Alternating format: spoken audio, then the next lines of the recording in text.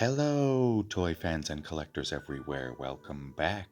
For today's episode, we are repairing a Grayskull Mania Masters of the WWE Universe wrestling ring. I picked it up a few weeks ago, and as you can see, there's a lot of tearing, a lot of shelf wear, rub wear, a lot of tears that are going to need mending with some adhesive. Other areas of the box are going to need touching up with some ink, like right here and all along the sides. Moving across, you can see a tear right there. Not good. In order to fix this, we're going to have to open up this box and take everything on the inside out because you don't want it rattling around while you're trying to fix it and mend it and hold it still. So taking everything out, as you could see, it was all loose and not kept together very well. It fell out all over the place. Here's the contents of the bag, and here is the ring all put together. Before making any repairs, you're going to want a clean surface to work with. So take a sponge, wet it, make it a little bit damp, and wipe down the front. Make sure it's not too wet. It just needs to be damp, and don't put too much pressure on there as you're wiping it down. Then when you're done, take a dry paper towel and wipe any excess moisture off. Then you want to get your markers. The finer the point, the better. And we're going to go in here and make some repairs. When you're making the repairs, as I do, just ever so gently touch it. Just touch it. Don't hold it there. Just touch it for a moment. Give it just a highlight, just a small little minuscule amount of ink, and then move on to the next area. Don't linger for too long, and be careful when you're moving from one area to the next. Pay attention to the colors on the different parts and try to blend them the best that you can. I had to go back in here with a heavy marker because it just didn't look right. And then on the front face here, this chest was very difficult to work with, but I feel that the end result came out really well.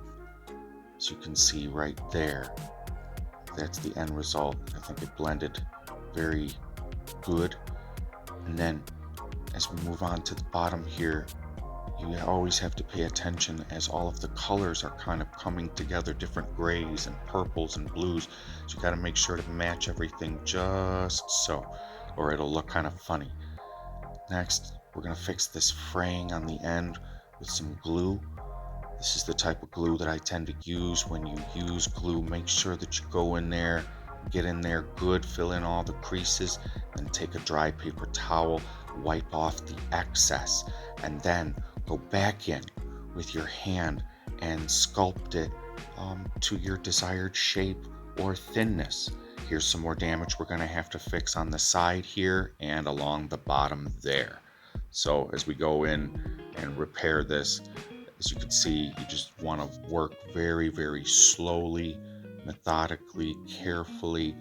Just less is more. Less is always more.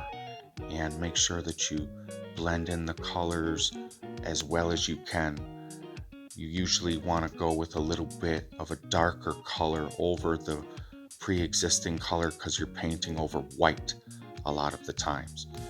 As you can see in a lot of these instances of repair, I'm going very, very slow and just putting just minuscule amounts of ink back onto the box and then kind of wiping it in with my finger, or you can do it with a paper towel in order to blend everything, because then the end result will look that much cooler.